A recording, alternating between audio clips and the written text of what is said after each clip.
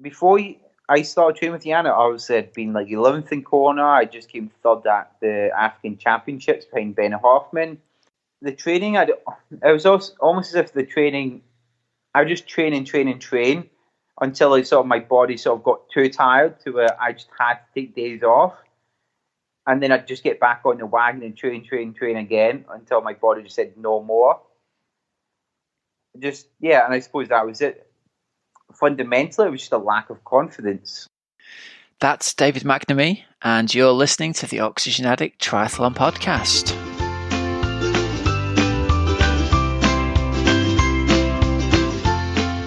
Hello and welcome to the Oxygen Addict Triathlon Podcast. We're brought to you every week by our sponsors PrecisionHydration.com. Electrolytes in different strengths that match how you sweat. You can get 15% off your first order with the code OxygenAddict15. And we're also brought to you by TRRNutrition.com. TRR Pro Advanced Collagen helps support your joints and bones and is used by Ironman champions Craig Alexander, Tim Don, and Sarah Svensk. You can get 15% off with the code OxygenAddict15. All right, everybody, welcome to the show. I hope you're all good. This week's interview is with none other than two-time Kona podium winner David McNamee from Scotland. Cracking interview with him. As a lot of you will know from having followed him on social media, he spent an awful lot of time in lockdown training on his balcony in Girona on his turbo trainer. He had a treadmill for a while that broke after not very much use. It's an amazing story of somebody trying to stay fit and trying to stay on top of the fitness in an incredibly challenging time. So look forward to that later on. We also get a pretty good overview of his whole career, really, and get a feel for where he's going for the rest of the season. So yeah, stick around and check that out later on. Right, first up though, we have news and results. Well, we've got news. We haven't got any results, obviously, because there's no racing happening at the moment. News is brought to us by our sponsors, Precision Hydration. Remember, you can take their online sweat test to get a feel for whether you're a very salty or a very heavy sweater. Like me, I'm a very salty sweater. I found out using one of their in-person sweat tests, I lose over 1,600 milligrams of sodium, which is like 6 times more sodium than you get in a bottle of Gatorade or something like that. So it's really important for people like me that we replace all of the sodium that we're losing if we want to race well, if we want to avoid hyponatremia, and if we want to avoid getting cramps. Again, I've been a lifelong cramp sufferer, both in events and also, to be honest, more worryingly and more disturbingly, in the middle of the night, calf cramps that make me jump out of bed and have to stretch my foot out against the wall, or cramps that happen in the swimming pool that mean I've had to get out with my calf or my foot locked solid. And since discovering Precision Hydration, those problems have largely, not entirely, I'm not going to lie to you and say it's a miracle cure that solves you'll never cramp again, but I'd say 90% less occurrence with me taking it. It's the best product out there, I believe. It's almost tasteless. You just mix a little sachet in with your water. It's got a kind of slightly fruity, orangey flavor, and it does not taste salty. So if the last time you tried electrolytes was one of those old school salt tablet things that make your drink taste like seawater, forget it. Get on the Precision Hydration. You can get 15% off your first order with the code OxygenAddict15. I love it. My team loves it. Everybody who uses it raves about it. So don't be left behind. Get on it with Precision Hydration. Okay, first bit of news today, and it is a massive bit of news. It's so big, in fact, that I'd already edited and set the podcast to publish first thing in the morning. And I've just been sent a text, and I've got to squeeze this into the show. Kona and Taupo have been cancelled for this year. I don't know whether you're hearing it here first. It's nearly midnight where I am right now as I'm recording this. So I think some of our North American listeners will already have seen this on the forums. A lot of our British listeners will be already in bed. But this is from the horse's mouth from Ironman.com. Important event announcement. Based on careful consideration in accordance with numerous criteria, the state of the pandemic around the world, border and travel restrictions, athlete qualification opportunities, our mission to host a truly competitive World Championship, and our desire to provide our athletes and host communities with as much preparation time as possible, we have come to the unfortunate conclusion that the 2020 edition of the Ironman World Championships, rescheduled for February the 6th, 2021, cannot proceed. There's considerable effort that goes into producing and qualifying and training for a World Championship event. Thus, this is a decision that we've not taken lightly. We're beyond disappointed to not be hosting the Ironman World Championships for the first time in our 43-year history. We will immediately shift our full focus towards creating exceptional World Championship experiences for future editions. The event will return on October the 9th, 2021. Athletes registered will be receiving an email with further information. So there you have it. Incredibly sad news. I don't think it's something that many of us thought wasn't that unlikely, but there it is. It's absolutely confirmed. And that, I think, at this point, puts into question the rest of the races for the rest of this 2020 season, doesn't it, really? It's incredibly disappointing. Obviously, I've got an interview here lined up with David for later on in the episode. That was recorded before this announcement, where he'll talk about the races he's doing and his hopes for Kona in February, which is all kind of irrelevant now, really. But yeah, so I just wanted to interject this. Read it to you straight from the horse's mouth. Who knows, it might be the first that you've heard of it, but that news is up on Ironman.com, and I'd imagine it'll be on social media and all of the different websites by the time you hear this tomorrow morning. All right, so a few bits and bobs that we've noticed. First up, from the PTO Hub, there's some great stuff going on over there. I'd go and check it out if I was you. They've got some great things with interviews, with athletes interviewing each other. We mentioned last week, I think the Lucy Charles Barkley and Cam Worth one. They've released more clips of that video, and it looks like they're releasing bits and bobs on a daily basis, so short chunks of these things that you can watch during your coffee break. There's a great interview with Joe Skipper talking about his 12-hour time trial last year, where he got disqualified for taking a wrong turn when he would have won, and he said he's going to go back and have another crack at it this August. So yeah, we'll look forward to seeing how Joe can go in that one, and hopefully maybe even take the British record. Who knows? See how he goes with that. And yeah, I just really enjoyed sitting down and watching it over a coffee. So keep an eye out. They're sort of 3 or 4 minutes long. They're coming out every day pretty much over at the PTO Hub. That's really cool. Now, something else that I've seen in a press release. SuperLeagueTriathlon.com sent me a little article entitled Everything You Need to Know About the SLT Arena Games. Now, I'm not sure whether this is out into the public domain or not yet, whether it's like a press-only release thing. But get this, 23rd of August, they're holding the SLT Arena Games in Rotterdam. So the idea is there's going to be a mix of in real life and virtual racing. The swim's going to happen in a real life Olympic pool. The bike's going to happen on Zwift, and the run's going to happen, I presume, on a treadmill. They've teamed up with Zwift for it, and they're going to be racing Super League's unique triple mix format. So either swim, bike, run, or bike, swim, run, or run, swim, bike. So they mix them up each time. 3 short, sharp races where they mix the order up, and there's a very short break between each one. Names that are confirmed to be racing on the women's field, they're going to have Cassandra Beaugrand, Taylor Spivey, and Rachel Klamer. And on the men's side, there's going to be Johnny Brownlee, Richard Murray, and Jonas Schomburg. And there's going to be one extra spot for a Dutch rookie on the male and the female side as well. So some really big names racing. If you remember, Cassandra Beaugrand was leading out in SLT Malta, and she had a mechanical, her rear mech ripped off. So some very quality athletes racing each other there. So it's going to be interesting to see how they do that. 23rd of August, that's not that far away now, is it? It's only a month away as we record. So it's going to be interesting to see how they get this up and they film it. It's going to be screened live on TV. It's also going to be on SLT's Watch Live section, and it's going to be happening on the 23rd of August from 1 p.m. to 3 p.m. Central European time. So yeah, check it out and watch this space. It's looking like it's going to be really, really good stuff. Right. Over into Coach's Couch this week. And before we do that, I just want to say thanks to everyone who sent either a message on Facebook or Instagram, or even some of the emails that came through following our age group stories special edition that I put out this weekend with one of our Team Oxygen Addict coach members, Laura Hillier. Really great feedback. It was really interesting. I've had this feeling that people would respond really well to stories that are not just pro triathletes. And, you know, the main bulk of the podcast is always going to be me trying to get the best pros and the biggest names on the show for interviews.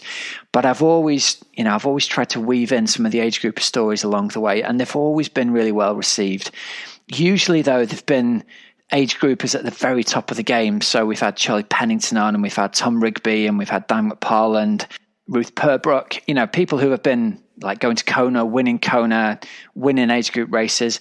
I've always thought an interesting story would be age groupers who've got really interesting stories and, not necessarily absolutely winning races outright, but they've just got interesting stories of how they got into triathlon, the things that go on in the real world, how they fit the training in around their life and the kids and the jobs and the businesses.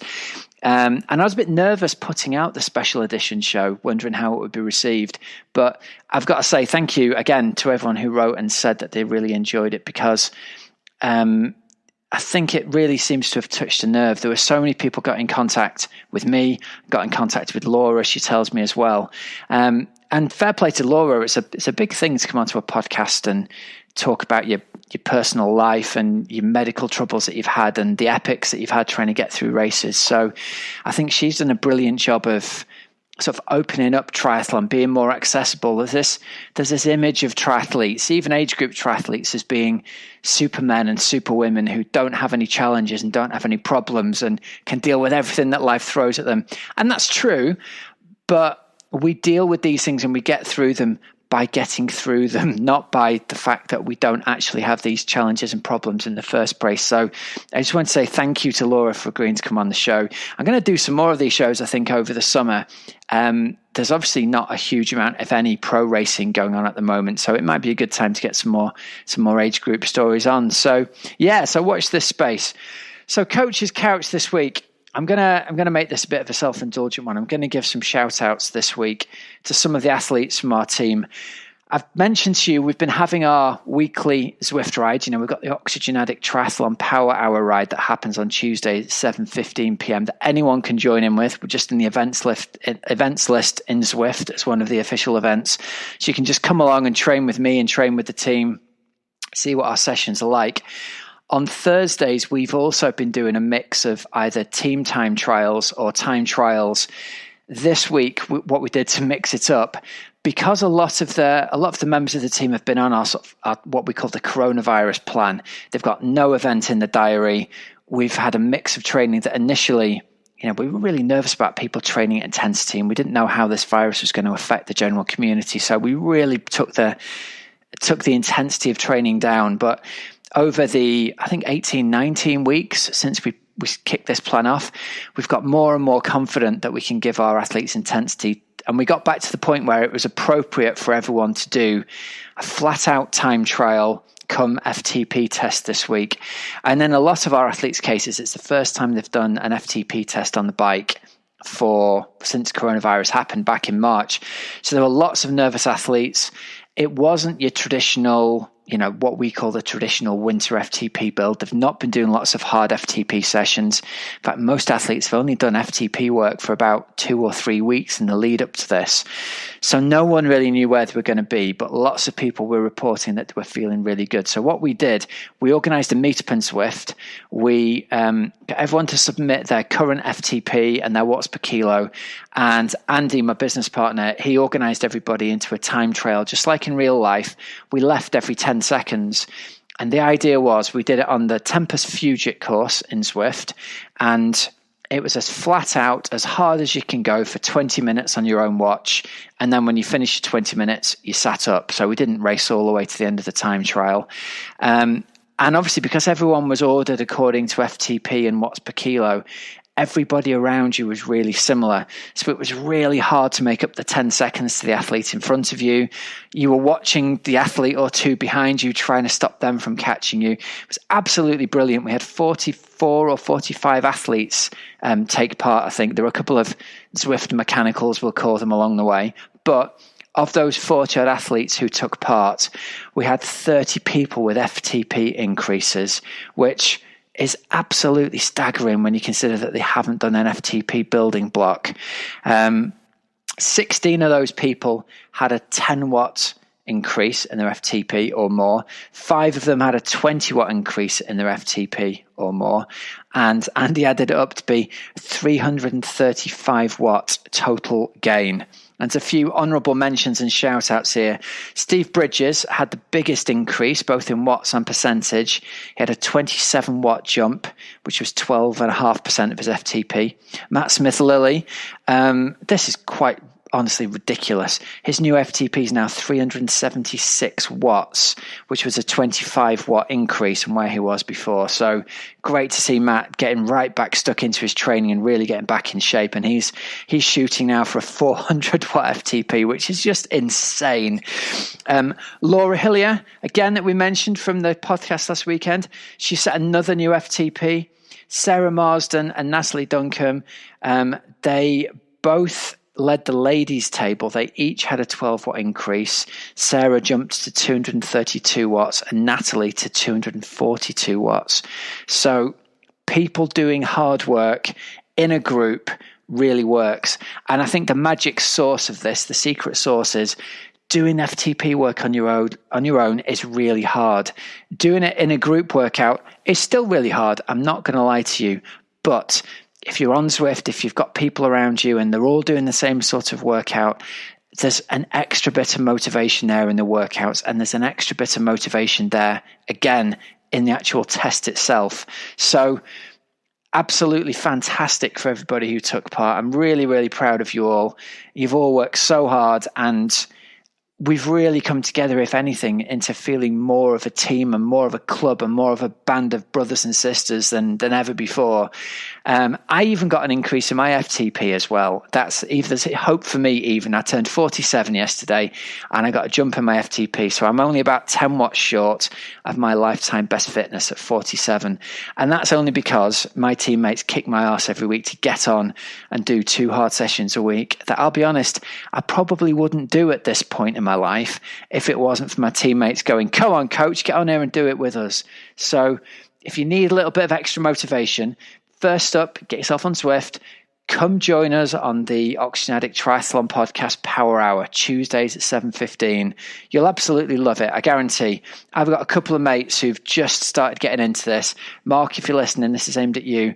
He's a little bit nervous at the moment because he's not had to go on Zwift yet, but he's got his pain cave set up. He's going to come and join us, and he's going to come and increase his fitness and his power, and he's going to get strong on the bike as well. So come join us. Come and give it a go. I don't know what else to say about that, really. I'm just so proud of everybody. Great work. You've done a really good job. And if you're listening and you're not part of the team and you're looking to get some coaching, you're thinking about getting some coaching, there's a link in the show notes. Give it a click. You can have a chat with me or Andy about the current training that you're doing, where you are, what your week's like, how much time you've got available, how we might be able to possibly help you out. Okay, so come along and have a chat and we'll see if we can help you out.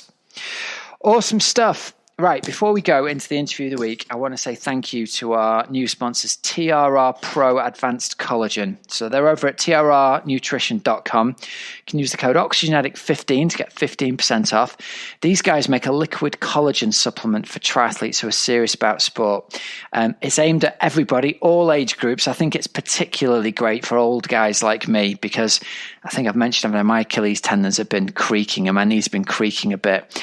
And I've been on this stuff now for coming up to 3 weeks. And I think I feel better in the mornings. I can't be sure of this. I can't be absolutely certain. It isn't a clinical trial. And of course, it's just N=1.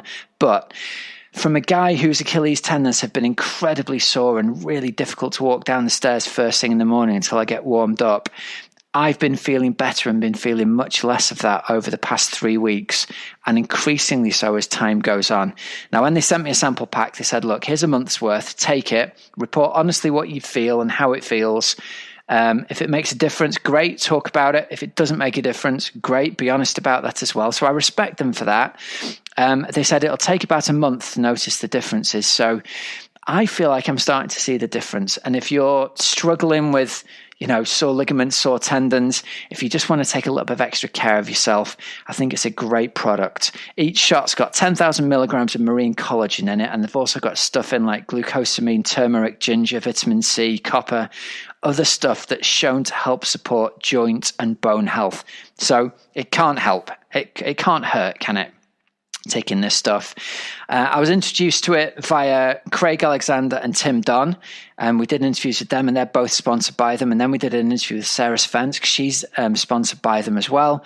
And I think it's a really great product. So go over and check it out. Okay, trrnutrition.com.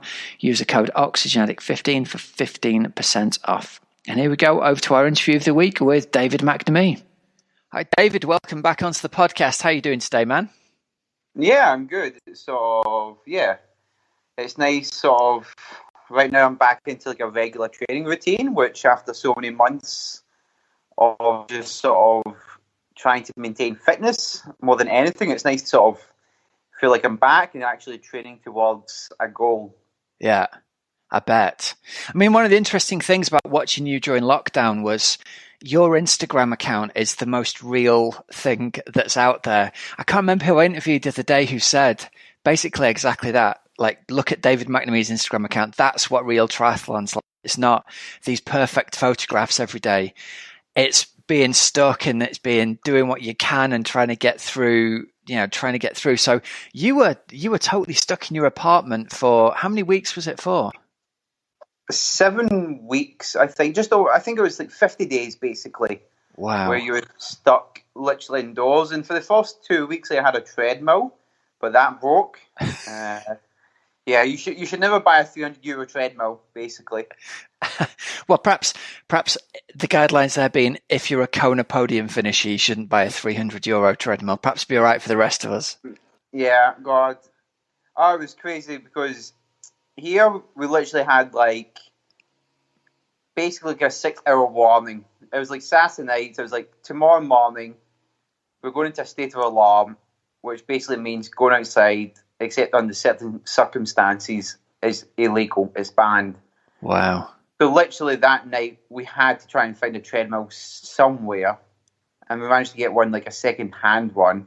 But the other thing is, me and my partner live in a building without an elevator, and we were on like the third floor. So you can imagine trying to like drag this treadmill up like 3 flights of stairs. It was just like, yeah, by the end it was just like drenched in sweat. And I think that was probably the hardest thing I did during lockdown, to be honest. You'll be ready for the CrossFit Games, buddy, after towing a treadmill up 3 flights of stairs. Oh no, I think so. Like literally, yeah. Treadmill, and then I spent sort of basically every day doing some skipping and stuff, and just sort of I suppose I spent 7 weeks just trying to sort of maintain some sort of fitness, and more for my sort of my head more than anything, to be honest. Yeah, of course. How did it feel then that night when? Because obviously we in Britain had more of a warning, if you like, because it had happened in other countries beforehand. How did it feel like hearing a message on the news on a Saturday night that it's kind of science fiction stuff, isn't it? Well, it's strange. I suppose it was one of these things that you didn't really like process, if that makes it. It just seemed ridiculous that like the next day, if I was to put a pair of running shoes on and go for a run, I would literally be stopped by police. And I did, I never went out once. But, I know, the cyclists in town just didn't believe it. They thought, it's typical Spain. They say one thing, but it's not really true. So, a lot of cyclists literally, within, 200-300 metres of being on the road, were stopped and gave, a massive, €500-600 fine and told to go home. That was literally, especially the first sort of 3 or 4 weeks, because you have to realise, obviously in Spain we all live in flats, so it's all very sort of tightly packed. So the police presence is greater because it's easier to control. So literally, there's police in every corner almost. Wow. So were you standing up on the balcony looking out and watching some of this unfold underneath you, people trying to go out for a ride and getting stopped by the police and sent back? Oh, I never saw it. I never saw it, any myself, but we have, in Girona, there's, a Girona sort of Facebook group for, tourists that live here now, non-Spaniards that live here. Yeah. And the amount of people that, wrote in, within a day, honestly, they're being serious here. I've just been stopped. Literally, we got escorted back to our flat by police this morning. Wow. And this is it, even when... So obviously you could go to the supermarket to buy food, but I would often get stopped by police just to ask where I was going, and you need to have some evidence. So, for example, if you went to the shop to buy something, you always have to keep the receipt, and you have to very much justify like why you had to go to that shop and that you are actually taking the most direct route and all that sort of stuff. Right. So Wow. Yeah. It was great. Like, it was literally a ghost town here. Like, you could walk to the shop, and in that whole journey, you see nobody apart from a police officer. And then even the shops itself, the shops were dead. Yeah. Wow. So that was 7 weeks pretty much of total lockdown. All you had was presumably riding the trainer, maybe doing some swim cord work. And I saw a video of you jogging up and down outside the 30-foot balcony outside your apartment. Yeah. And this is the thing, like, I'm just glad that we have a balcony because a lot of flats here don't. And yeah, I ended up doing that balcony one because I did the Ironman VR series. And this was after the treadmill broke. And I was on the phone to Ironman, like, I would love you to be part of it. But I think at that time, America really hadn't been affected. So they didn't really understand fully what was going on here in Europe, especially Spain. And I'm on the phone to, like, a few of, like, the Ironman personnel, and they're like, so, like, we understand that you can't run outside, so can you just, like, go, it was a 10-kilometer. They're like, can you just, like, go for a very long walk? And I'm like, well, that's illegal. Like, I can't do that. Then they're like, well, just go to the supermarket and walk around a lot. I'm like, well, that's illegal too. Like, I don't think you really grasp it. Like, and they're like, no. And I think they didn't really believe me. They thought I was like, oh, that's so funny. Literally, I can go on my balcony, and that's about as far as I can go, to be honest. And that's what led to the whole 10K backwards and forwards. How many laps was it along the balcony you ended up doing? I can't. I gave up counting, to be honest. Yeah, like, because I had to. So it was like a 3K run, and then we did the bike section and the 10K run after. So the 3K run was like, it was quite novel. It was like, this is a good joke, blah blah blah. And the 3K went by pretty quickly, but like the 10K was painful. Just how long it took. Like, at one point, I just like sat down for a bit, thinking, it's just not funny anymore. Like, this is really shit. Like, and that was only, like, I think that was like week 3 of the lockdown. And by that point, there was no end date. And I remember just thinking, like, I don't know how much more of this I can take.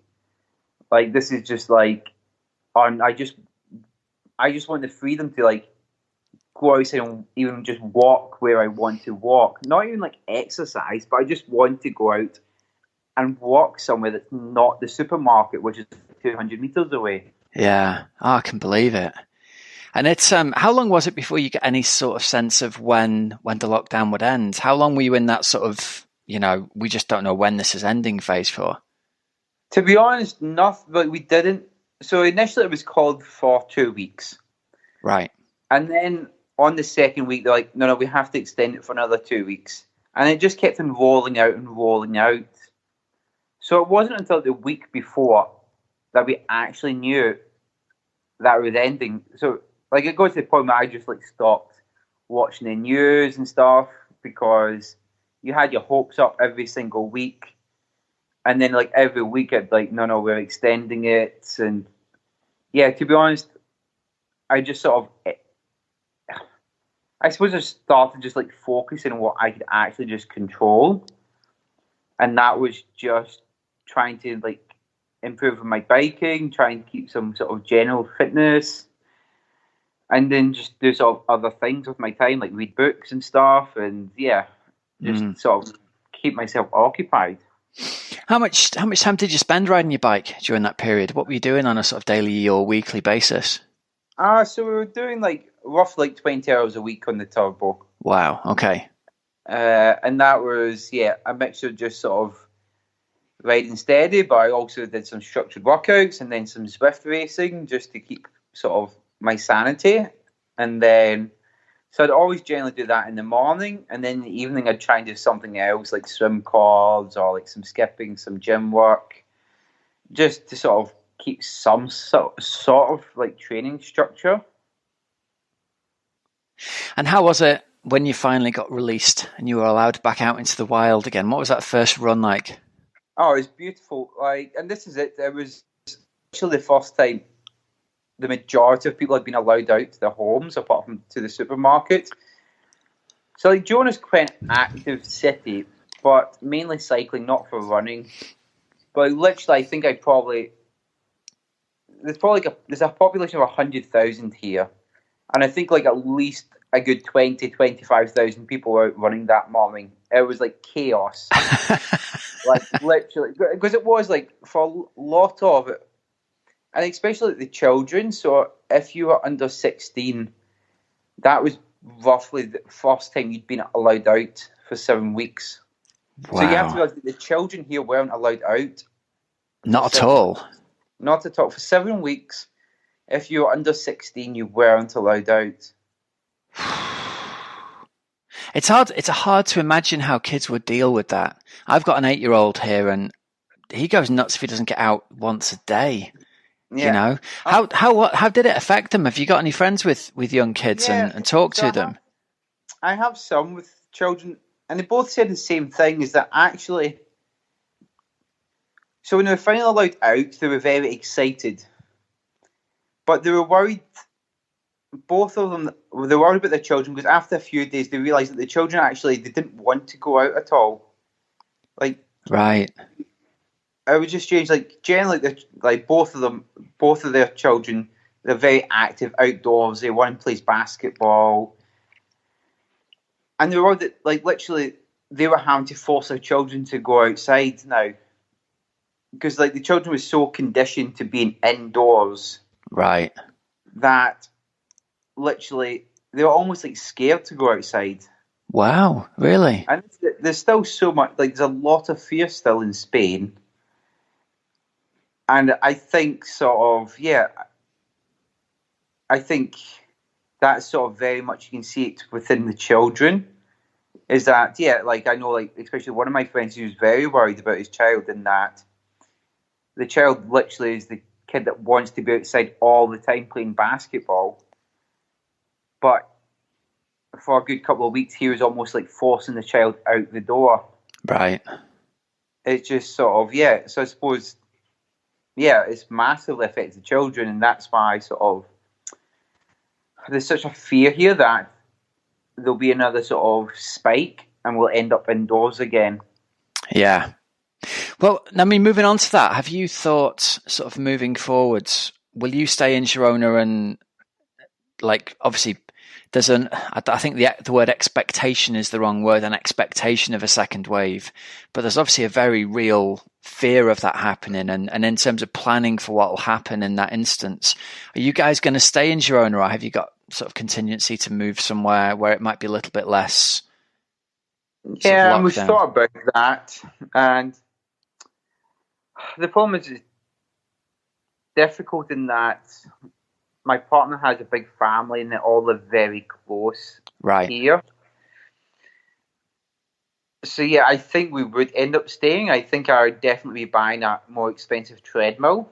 I've already made a contact that sort of, if I do need a treadmill, I have a good treadmill that I can buy straight away. Dude, what you need is a contact with 4 strong fellas who will carry it up the stairs for you more than someone who will sell you a treadmill. So that was once the treadmill broke, we did manage to, like, contact, like, a gym, and, like, well, we'll sell you one, but you have to go and get it yourself. And I was like, God, there's no way in hell that. Yeah. Because the one that we bought was, like, a lightweight one, and we just managed to get it up the stairs. I'm like, well, me and my partner, we can't drag, like, a 130 kilogram treadmill up the stairs. I need, like, 4 people. Yeah. And all you need is the police to stop you, and then you're screwed. Yeah. So, I think I think if there's a second wave, and I think ultimately Girona is home, and we'll just need to be a bit more prepared. Yeah. Okay. All right. Well, listen, let's move off the whole coronavirus thing, and let's talk a little bit about your triathlon career. First up, I wanted to ask you, Your first Ironman back in 2015, Ironman UK, was a win, wasn't it? It was very successful. How was that for you in terms of what was your experience of racing the first sort of very long distance race? Yeah, I think sort of 2015 I raced Ironman South Africa at the start of the year, which went okay. I think I was like 8th, but that was off the base of like 3 or 4 months specific Ironman training. I didn't know you'd raced South Africa, actually. I was under the impression that UK was your first race. You'd done South Africa before, had you?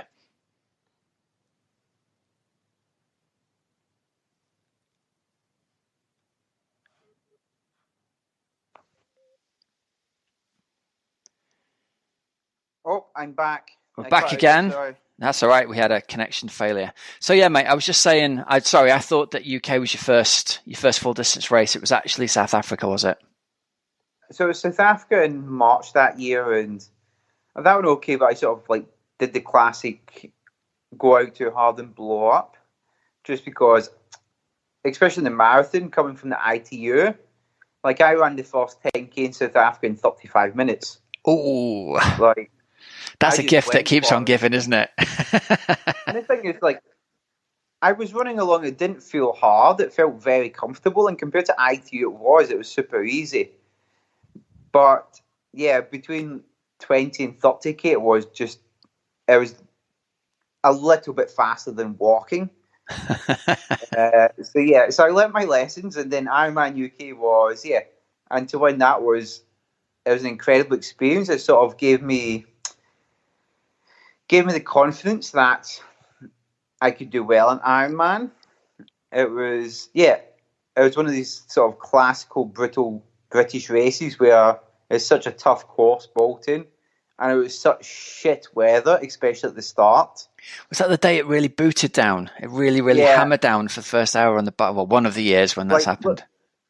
That was it. Literally, like, I remember getting to like the first sort of aid station and just like tossing my like helmet visor because like I couldn't see anymore. So I threw that, but literally, I can't remember what's the famous climb you go up? Sheep House Lane. So going up Sheep House Lane, but it's just like a river coming down against you. It was just like horrific. And at that point, I think Fraser like broken me, like he was like 15, 20 seconds up the road. But I just managed to catch him on the downhill just because technically I was better than him, and just because he was like scared of how bad the weather was. But again, like I come from the ITU background, where it's just like, no, like you've lost, you have to get yourself to the front again, no matter what. And then it was just like a day of like me, Fraser, and then Joe Skipper just like battling each other out, to be honest, because every foreigner that had turned up for the race, sort of within the first hour on the bike, well, they were either like in the back of an ambulance or gave up, to be honest. And then you went out to Kona that first year and you placed 11th in Kona, didn't you, on your first trip out there? So that must have filled you with confidence, because you were quite under the radar, and to go and finish, knocking right on the door of the top 10 in your first race there, it's quite unusual to have that kind of success first race in Kona, isn't it? Yeah, and that was a little bit of a surprise for me. I didn't realise how well I'd be able to run in the heat. And to come 11th was great, but I think I was like 40 seconds away from 10th, and Kona's quite cutthroat in that 10th place is $10,000 and the 11th place is nothing. So as much as it was a great experience, you end up losing like £3,000-4,000 from it. That was, I suppose it was a great experience, but it was also like a wake-up call of how tough this sport is. Like from a financial perspective, it's very much, the big money is not, well, there is no such thing as big money in our sport, but you can't just be relying on prize giving. Yeah, it's tough, isn't it? It's really brutal. What's your personal opinion on what they should do about that? Do you think they should pay deeper at the World Championships? I think World Championships, I think the top 20 should be paid. I feel like globally there's too many races for professionals, so the prize money is spread too thin over too many races. Because like I know what's happened this year is like sort of changed the landscape, but even like usually during the summer there's like some weekends where in Europe there's like 4 different 70.3 professional races. So for me it's very much we should cut the number of races, but for those races sort of increase the depth of where the money is. Yeah. And I think that it just makes every field better, and it'll make the sport more attractive. I think the problem is right now is that there's too few pros spread over too many races. Yeah, I'd agree with that for sure. And I think that kind of also leads to the other problem of, because there are sometimes not very many pros at a race, you've got top end age groupers finishing in the top 10 of a race. And then sort of the next step is to think, well, I can turn pro. And the reality for them is the difference between turning pro and actually being able to make a living at it is so difficult because, like you said, the fields are spread so thin across so many races. Oh, no, and that's the thing. And look, I lost a lot of money the first year that I was professional in Ironman. And Ironman UK, because of the weather as well, I think there was only 8 pro men finished it. And I think there was like 4 pro women finished it. And we can't have that really in our sport. Like for me, everyone in the sport gets excited about Kona. And we get excited about it's the one race of the year that people really get excited about, the professional race. But we can't live off a sport that's just one day a year. I always think like if I just take Ironman and forget 70.3 right now, is that during the year there should only be 3 qualifying events for Kona for the professionals. Right. Because you want the thing is like there's never big, like the big head-to-heads. Like, there's never ever going to be an Ironman race outside of Kona where like me, Patrick, Lionel, Jan, Sebi are on the same start field. It just doesn't happen. Whereas if you had like just 3 qualifying events during the year, you can have other Ironman events with prize money. But it's a case of if you want to go to Kona, here's the 3 races, you have to pick one. We want the best athletes in the world battling it out more than once a year because you want some interest during the year. So yeah, the thing is like, say you're like Jan Frodeno, there's very few people in the world who have a chance of beating him, and he can quite easily make sure that he doesn't actually have to face any of them until Hawaii. Whereas if all of a sudden like you've got Lionel v Jan twice a year, 3 times a year even, that just brings a lot more excitement into the sport. Well, I think that brings us around to the PTO, doesn't it? And what they're trying to do with the Collins Cup and sort of the professionalization and making more of a, I like the analogy of the golf model where the top players play each other 5, 6, 7 times a year. It would be great if we had that in triathlon, wouldn't it, as well? For me, like I like the golf, but I always sort of look to like tennis. Tennis, yeah, the absolutely. 4 majors. Yeah. Have the 4 majors. And for triathlon to sort of like, and the things we have like great events already, and historical events. Like I look towards like Frankfurt. Like Frankfurt's a great event, but again, everybody knows that. So it's great for the Germans to be there. So Jan and Sebi might do it. So every other European pro thinks, well, Jan and Sebi are doing it. I'm not going there. I'm going to go and do another race the same weekend. I'll go to Austria because it'll be easier and it's qualifying for Kona. Yeah. Whereas if you went, no, actually, Frankfurt this year has 15 slots to qualify for Kona. We want the top 15 athletes in the world. Maybe not top 15, but like, we don't want it to be 2 or 3 amazing athletes and then the rest average. We want great athletes to also go to Frankfurt and think, fuck it, I'm here, I can qualify for Kona, I can give it my best shot at racing Jan, Sebi in Germany. And I think that's it, is that there's nothing worse when you look at like a top 10 in the professional, and the difference between like first and 10th is like an hour. Yeah.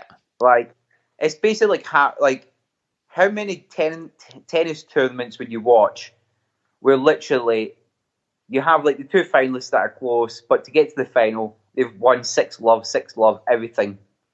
Yeah. Like, this is it, is that you want there to be close battles. Do you miss that? Does it frustrate you slightly, the lack of ability for you to race the big names during the year?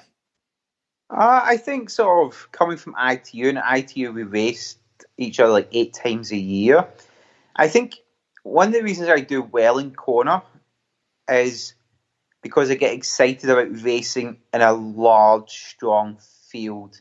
Like, it feels very much like you're, even though like obviously the biking's non-drafting, but you're always around people, you're always sort of battling it out. Whereas you can go to like I take Ironman UK, an example, 2015. Like, for the first 7 hours, the only other person that I saw was Fraser. Yeah. Like, whereas you go to Hawaii and it's just like a battle. And I think it looks a lot better on TV when there's a lot of athletes fighting to lead the race and to win. And if we could somehow take that to other races throughout the year. And I think with the PTO, with Daytona, where they've put up a lot of prize money, they will attract probably the best field this year. Yeah. So hopefully that's another event where it's great for a spectator to watch, because you've got the top 50 guys, top 50 women in the world actually fighting it out. Are you going to be there? Are you planning to race Daytona? I plan on it. We'll see if we're allowed to go to America and all that. And there's so many, I suppose, if unknowns. All is well, then I plan to be there. I think, at the end of the day, it's the biggest event in triathlon this year. So, I think we just need more of these events. We need sort of world-class fields at events. Yeah, couldn't agree more. Are you excited about the opportunity to go to something like the Collins Cup? Obviously, there's a slightly different sort of head-to-head element, and they're bringing sort of a slight change to the racing. Is that something that appeals to you? Yeah, I think they've still not got the format perfect. Right. Like, for me, I don't believe in our sport you should get paid before you've raced. That's my personal opinion. I think I like the idea of sort of Europe versus America versus Australia. I like that idea, and I like the idea that they've got team captains and stuff, and they're very much going for Ryder Cup sort of formats there.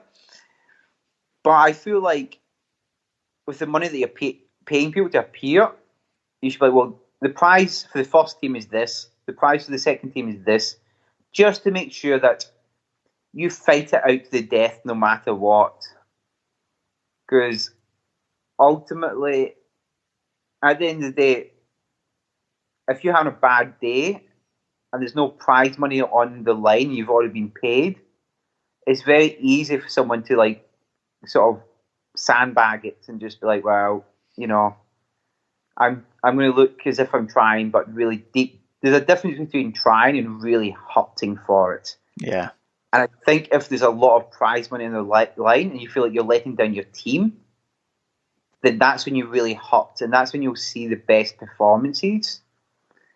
Whereas it's basically all the prize money, well, the appearance fees are paid out before the race even begins. It's just missing that little extra bit of incentive. I see. Okay. Well, listen, you mentioned Jan Frodeno a little while ago, and I know that you and he trained together quite a lot when you were first in Girona. How fundamental was that, do you think, to helping you believe how good of an athlete you could be? I think it was important. I think I think when you're sort of regular training with someone who's world champion and you're being competitive with them, it gives you that confidence.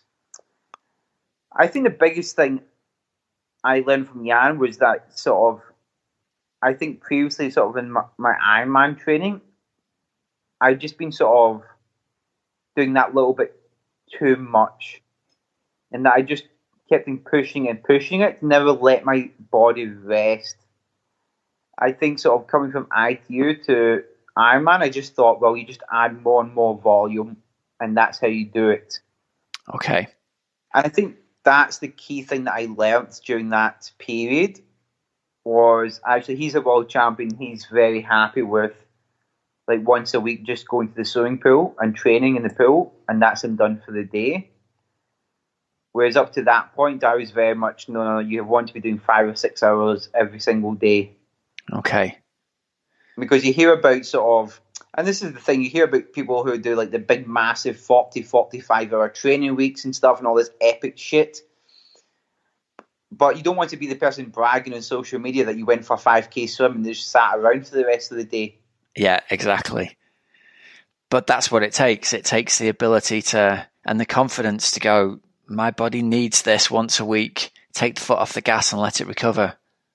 And that's it. And I think by doing that, it's allowed me to sort of increase the intensity in the other days. Yeah. So, yeah, I think that was sort of the biggest lesson.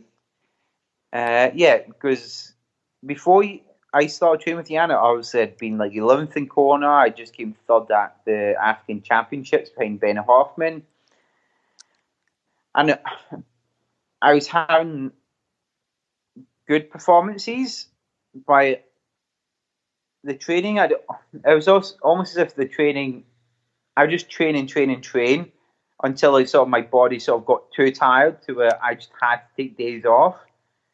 And then I'd just get back on the wagon and train again until my body just said no more. And I suppose that was it. Fundamentally, it was just a lack of confidence. Do you still train with Jan? No. So, yeah, unfortunately not. After I came third in Hawaii the first time, he just sort of, I suppose that's it. So it was just a case of, sorry, David. Like, you're now a threat. Do you think that's what it was? It was. You proved you could be really competitive with him, and he didn't want to train with you. We had the conversation, so yes. Right. Yeah. And like I can understand it.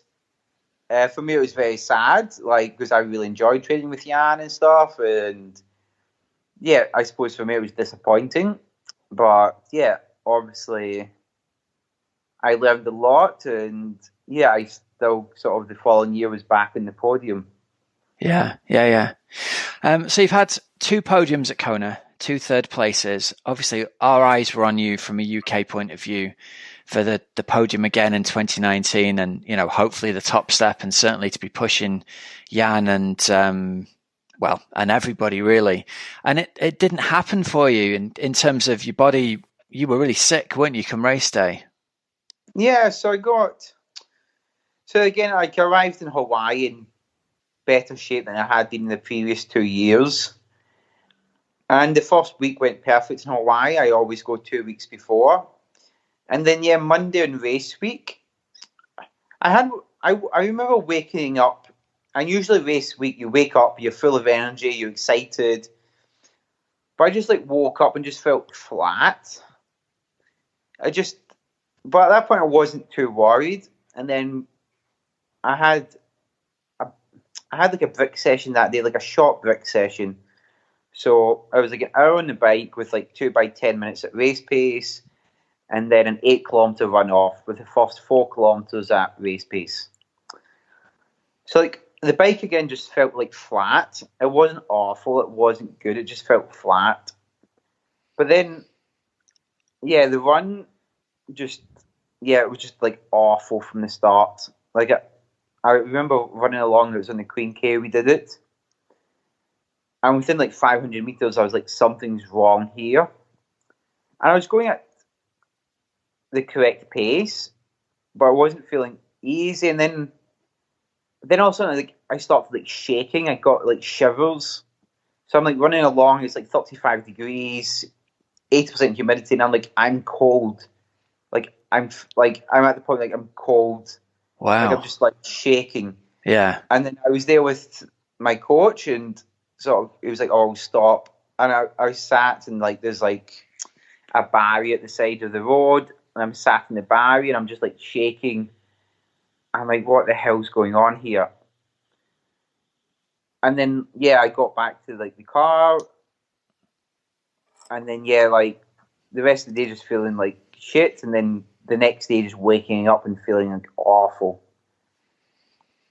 And that was sort of the Tuesday morning, and you spend the rest of the week just sort of like praying that you'll get better, and just like literally I didn't really do anything apart from sit around. And you were just properly ill for 4 or 5 days before the race. Yeah, and the thing is, like, the day before the race I started feeling better again, but I just, like, race day I just didn't have anything. Like, I got like halfway through the swim and I was just hungry. Like, I just needed to eat halfway through the swim. I was like, what the hell is going on? Oh, mate, what a nightmare. And then, I got onto the bike and just had, like, no power. Like, I was dropped. Before we even got up into the Queen K, after, like, 10 kilometres, I was, like, out the back. And, like, to be honest, I would have stopped then, but sort of it was just embarrassment that kept me going, to be honest. And, I got to, like, 50 Ks and stopped just before I went up to high V and stuff, because physically and mentally, I don't think I wouldn't have been able to finish the bike course. I was just broken. Wow. So that's obviously tremendously disappointing after you've set your whole, you set your whole year up around that. And I know you had some bad luck out in Roth as well, didn't you, where you punctured? And I think you had, from memory, was it a 2:41 you ran in Roth? So you ran yourself back into 5th. Yeah. Yeah, so I had a great run in Roth, had a great swim. And it was just, I punctured in the bike, and I managed to sort of get the CO2 sort of in, but not perfect, and there was still a bit of leakage because it was tubeless, and the hole just hadn't sealed properly. Yeah. And then I had like 90 Ks left, and just riding along in sort of like a tire that's getting flatter and flatter. And then in Roth, there's like a bike mechanic every 30 kilometers, and just having to stop at every bike mechanic to like pump more air into the tire, just so I could get to the next sort of station. Oh, what a nightmare. It's like, what the hell is going on here? And like every time you'd get into a routine, like into a rhythm, and then you'd have to stop again, and just, it was one of these things where like, I suppose just frustration, especially I was there in great shape again, and I ran exceptionally well. I'd swam very well, and I look at 2019 as sort of a year where I was in good shape, but never actually delivered on it. So here's the big question then. You had that scorching run in Roth. You were obviously in excellent shape then. If things had gone to plan for you in Kona, how competitive do you think you could have been that day, given the performances that the top athletes put out that day? I wouldn't have won it. I'm not going to sit here and say I would have won. I wouldn't have. To be honest, I think I would have been between 3rd and 5th, 3rd or 6th, if I had a good race. Because again, I was in better shape in my 2 previous podium performances, but every year the standard is increasing. And last year, my biking still wasn't in the shape to win the event. Like, ultimately, I'm not going to sit here and say, oh, if I'd been healthy, I'd have been smashing at the front. It just wouldn't have happened. I'd have probably got off the bike sort of like 3rd package with like Ben Hoffman and stuff, who came 4th, and me and Ben would have had a running race to see how far we'd have came up the field. Right. So I suppose that's it. It's like every year I just need to keep improving the biking. And in terms of the biking, I've noticed you've switched recently from the P5X to the P5 disc. What was behind that move? So actually now I'm back to, so my two podiums, I was in P5X, and then last year I went P5, and now I've went back to the new PX. Okay. So the P5X, I don't think they don't make it anymore. But they had the P3X last year. I suppose sort of like the P5 disc was lighter and stuff, and it's a super aggressive aerodynamic bike. And I thought that was sort of something that could help me out. But yeah, I suppose having been on it for a year, I think there's one thing about aerodynamics, but it's also about being aerodynamic, comfortable, and comfortable enough to like produce power for 180 Ks. Yeah. And I'd go to the wind tunnel and to the track, and on the P5 disc, I was a little bit more aerodynamic. But there's a big difference between holding position for 5 minutes than 4 hours. And I think that was sort of my lesson last year. And I'm back in the PX now, and yeah, it's very much like the P5X, just lighter. Yeah. And yeah, for me, the main thing is just super comfortable. I'm happy to ride it for like 4 or 5 hours. That's the big thing, isn't it? You've got to be comfortable for that distance. Oh, yeah, very much. And I think sort of some people naturally adapt to time trial position and just look like they're born to it, whereas I've always sort of struggled. And yeah, that's one of my limitations, and I need to adapt around it, and the PX allows me to do it, I think. Okay, cool. All right, man, to finish then, we've got some listener questions for you, if that's okay. Rob Waite says, what's your favourite swim, run and bike sessions? Oh, swim, if I'm in very good shape, I always have like a test set of like 8 400s on 520. Okay. Trying to and that's like sort of, it's a session I either love or I hate depending on the performance. So I can imagine. Very good shape is like, that's like the one thing that gives me like great confidence is 8 400s on 520, and if all of 8 are like 455, then that just sort of, yeah, it's on. That's on. I'm good to go. Biking, I love my hill reps. Like biking and running, I love hill reps. I think sort of, yeah, I think sort of that all comes back to being triathlon I took up when I was in Stirling, up in Scotland, which, especially for running, it's just like hills after hills. So for biking and running, I just love hills, and I think for Ironman, it's very important in the strength. So biking, again, sort of anywhere between like 4 to 10 minutes or 4 to 15 minutes of like hill reps, where I try and keep a cadence of between 60 and 70 and ride just a little bit below my threshold. Okay. So you're essentially doing those. Will you be doing them in aero position? No, so those ones I've not, just because at 60, 70 cadence going up a incline. Unpleasant enough without bringing the aero position into it. At the strength-wise, I'd probably fall off the bike. The only athlete I've ever seen being able to do sort of that type of session in the aero bars is Terenzo Bozzoni. Okay. So, I remember, so at one point, me, Jan, and Terenzo were training together, and we did, sessions like this, and, me and Jan would be going up just sort of in the base bar, and, Terenzo would be next to us in, the aero position, and, both of us thinking, how the hell does he do that? He is, strength-wise, Terenzo's the strongest cyclist I've ever seen. Really? Incredible. When he is on, his biking power is just incredible. Awesome, man. Cool. All right, next question. Andy Heap says, do you ever get to tag along with pro cyclists or teams in Girona? I've never really actively pursued it, to be honest. I have a few mates that ride professionally, so I ride with them every so often. Yeah. Yeah. One of my best friends is the director for NTT Cycling, so I ride with him, and then I ride with a few mates who ride sort of for some of the top sort of Basque amateur teams. They're like youngsters, so Okay. Yeah, I don't go about hoping to ride with professional cyclists, mainly because they're quite boring, to be honest. Like, I have a few mates who are cyclists, and every so often I'll ride with them, but apart from them, like, every time I meet a cyclist, they're a bit boring, to be honest.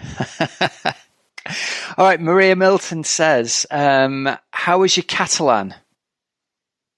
Catalan's okay, so my partner's family, so here Catalan is very much the number one language. Yeah.